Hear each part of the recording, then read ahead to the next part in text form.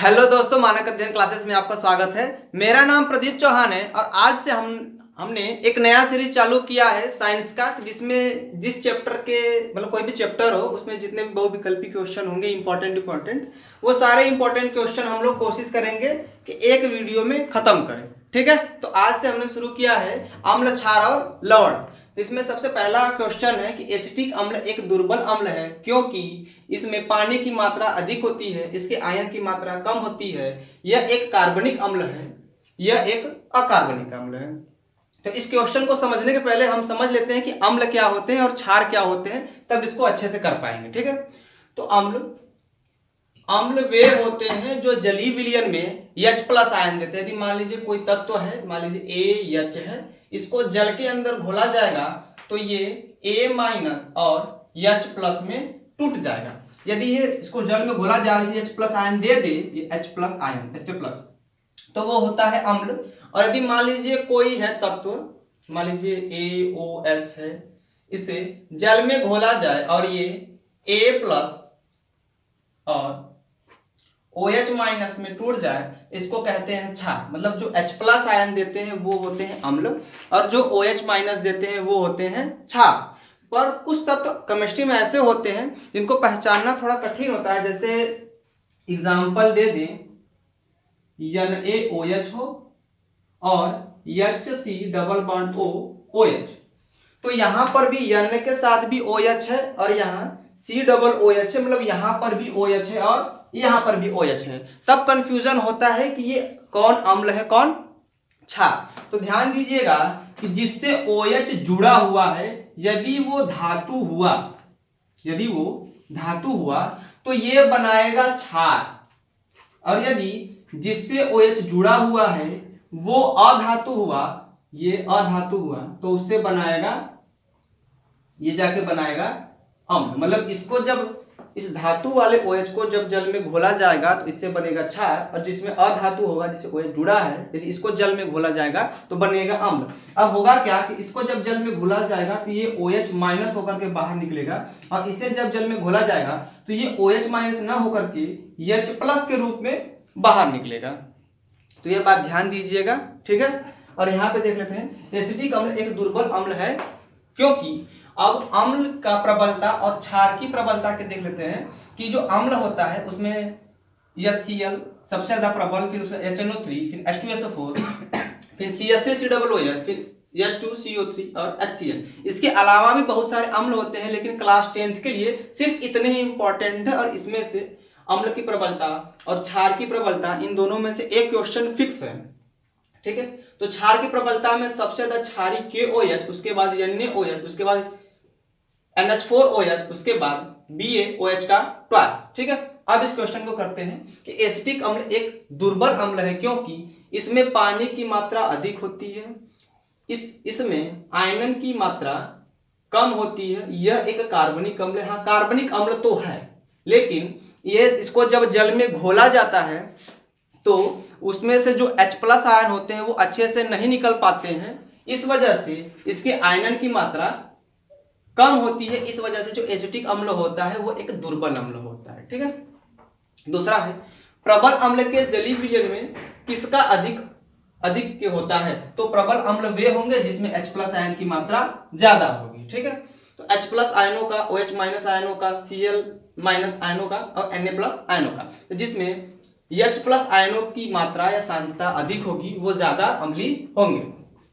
तीसरा क्वेश्चन है निम्नलिखित में दुर्बल अम्ल कौन है। तो यहां से देख लीजिए, सबसे ज्यादा प्रबल अम्ल HCl, उसके बाद HNO3, उसके बाद H2SO4, उसके बाद CH3COOH, उसके बाद H2CO3 और सबसे लास्ट में है HCl। तो देखिए इसमें सबसे लास्ट वाला जो है ये सबसे दुर्बल अम्ल होगा और HCl सबसे प्रबल अम्ल। तो पूछा है कि दुर्बल अम्ल कौन होगा, तो इसमें आंसर होगा HCl। तो चौथा क्वेश्चन है सल्फ्यूरिक अम्ल में अम्लीय हाइड्रोजन की मात्रा, अम्लीय हाइड्रोजन अणुओं की संख्या है। तो अणुओं की संख्या होता क्या है कि जब H2SO4 को जल में घोला जाता है तो H+ SO4- SO4 पे 2 माइनस, और यहाँ पे 2 हाइड्रोजन है तो 2 H+ बाहर निकलते हैं। तो सल्फ्यूरिक अम्ल में अम्लीय हाइड्रोजन परमाणु की संख्या, अम्लीय हाइड्रोजन परमाणु की संख्या होगी 2। तो ये पहला विकल्प सही है। पांचवा है शुद्ध जल का पीएच मान होता है। तो होता क्या है कि जो उदासीन होता है, उदासीन, उनका पीएच मान होता है 7। यदि इसके मतलब संख्या कम होते हैं, 7 के बाद 6, फिर 5, फिर 4, फिर 3, तो 7 से ऊपर जाने पर उनके अम्लीय गुण बढ़ते हैं, अम्लता बढ़ती है, जबकि नीचे आने पर मीन्स 8, 9, 10, 11 इस तरह नीचे आने पर इनके क्षारीय गुण बढ़ते हैं। तो जो जल होता है वो उदासीन होता है और उसका पीएच मान होता है 7। तो शुद्ध जल का पीएच मान होगा 7। ठीक है, तो इसका स्क्रीनशॉट लीजिए, फिर आगे बढ़ते हैं। ठीक है, तो छठवां क्वेश्चन देख लेते हैं। ये छठवां क्वेश्चन यूपी 2014 में पूछा गया है, इंपॉर्टेंट क्वेश्चन है। लगभग हर साल इससे रिलेटेड 1-2 क्वेश्चन आ ही जाते हैं। तो 10⁻⁻6 मोल HCl विलयन का पीएच मान है कि जो 10⁻6 मोल HCl, इसका पीएच मान कितना होगा? 7 होगा, 6 होगा, 0 होगा, -6 होगा, क्या होगा? तो इसके लिए एक फार्मूला होता है कि पीएच बराबर -log H+ आयन की सांद्रता, क्योंकि जो अम्ल होते हैं वो H+ त्याग करके, मतलब कि अम्ल जो होते हैं वो H+ का त्याग करते हैं। यह HCl है, ये HCl में से H+ का त्याग करेगा, जितना H+ त्याग होगा उतना ज्यादा अम्लीय होगा। तो हमें प्राप्त करना है कि जो अम्ल है इसका पीएच क्या होगा।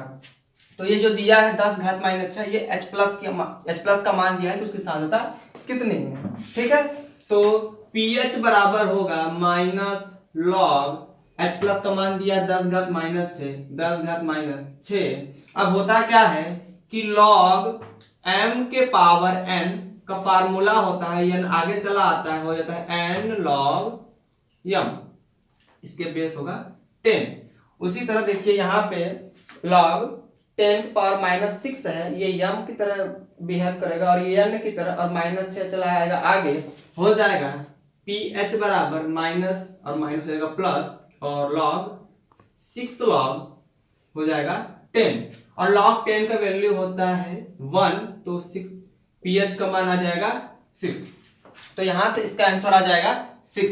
या इसका एक ट्रिक है पीएच मान निकालने की, तो सिंपल ट्रिक, यदि कोई वैल्यू दी हुई हो, यदि कोई अम्ल हो, उसको कोई वैल्यू दी हुई हो, तो उसके 10 के पावर जितना माइनस में जितना होगा उसको प्लस में उसका आंसर होगा। यदि मान लीजिए दिया हो 10⁻⁵ और पूछ लिया कि उसका पीएच मान कितना होगा, तो उसका पीएच मान हो जाएगा 5। आप डायरेक्ट इस तरह भी लिख सकते हैं यदि आपको फार्मूला पता नहीं है तो।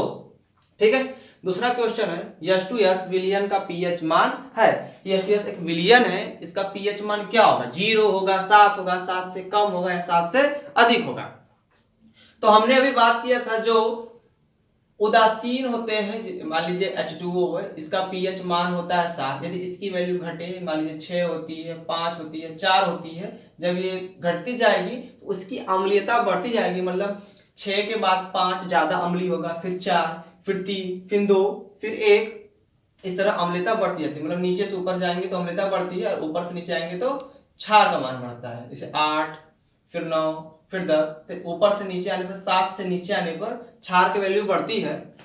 अब पूछा है कि H2S विलयन का पीएच मान है 0, 7, 7 से कम, 7 से अधिक। तो देखिए यहाँ पे H2S है, सिर्फ H2 है, मतलब ये H+ का त्याग करेगा, और जब H+ का त्याग करेगा तो वो अम्ल होगा और उसका मान हमेशा 7 से कम होगा, मतलब सी वाले वैल्यू सही है। और 8वां अम्लीय विलयन का पीएच मान होता है, अम्लीय विलयन का पीएच मान हमेशा 7 से कम होता है। ठीक है, और 9वां है जल को जीवाणु रहित बनाने के लिए उपयोगी पदार्थ है। तो जल को जीवाणु रहित बनाने के लिए जो उपयोगी पदार्थ है उसका नाम है विरंजक चूर्ण। फिटकरी नहीं लगाना, फिटकरी सिर्फ पानी के अंदर के जो जल के साथ यदि धूल धुएं कण घुले हुए हैं तो उनको नीचे बैठा देता है, पर जीवाणुओं को नहीं मारता। और विरंजक चूर्ण के अंदर क्लोरीन पाया जाता है जो जीवाणुओं को मारने में हेल्प करता है। तो जो विरंजक चूर्ण है ये ऑप्शन सही है। और जो 10वां है कि धावन सोडा का रासायनिक सूत्र क्या होता है। तो धावन सोडा का रासायनिक सूत्र होता है Na2CO3 × 10H2। ठीक है, इंपॉर्टेंट है, क्वेश्चन आया हुआ है। और 11वां क्वेश्चन है कि प्रबल अम्लीय विलयन में मेथिल आरेंज सूचक का रंग होता है। तो यदि सूचक से रिलेटेड कोई क्वेश्चन आए कि कौन किस रंग के होते हैं, तो उसके लिए आप ये चार्ट याद कर सकते हैं, जिसमें क्लास 10 से मेनली 5 सूचक दिए हुए हैं, methyl orange, litmus paper, methyl red, phenolphthalein और फिनाल रेड। जो मेथिल आरेंज होते हैं ये अम्ल में लाल और क्षार में पीला रंग देते हैं, और लिटमस पेपर अम्ल में लाल और क्षार में नीला रंग, और मेथिल रेड लाल, अम्ल में लाल और क्षार में पीला रंग। तो मेथिल ऑरेंज और मेथिल रेड ये दोनों अम्ल में लाल और क्षार में पीला रंग देते हैं। फिनाफ्थलीन अम्ल में रंगहीन तथा क्षार में गुलाबी रंग देता है, और फिनाल रेड अम्ल में पीला और क्षार में लाल रंग देता है। तो पूछा गया है कि मेथिल ऑरेंज जो सूचक है वो अम्लीय विलयन में कैसा रंग देता है। तो मेथिल ऑरेंज जो सूचक है अम्लीय विलयन में लाल रंग देता है, तो ये लाल रंग सही होगा। ठीक है, तो इसका स्क्रीनशॉट ले लीजिए। ठीक है, तो आज के लिए बस इतना ही। अब इसी तरह हम लाते रहेंगे आपके लिए नए नए बहुविकल्पी चैप्टर वाइज। ठीक है, तो इस चैप्टर से जो अम्ल क्षार और लवण वाला चैप्टर है, इस चैप्टर में बस इतने, यदि आप इतना पढ़ लेते हैं तो इस चैप्टर से लगभग 98 to 99% चांस है कि आप सारे बहुविकल्पी सही कर जाएंगे। ठीक है।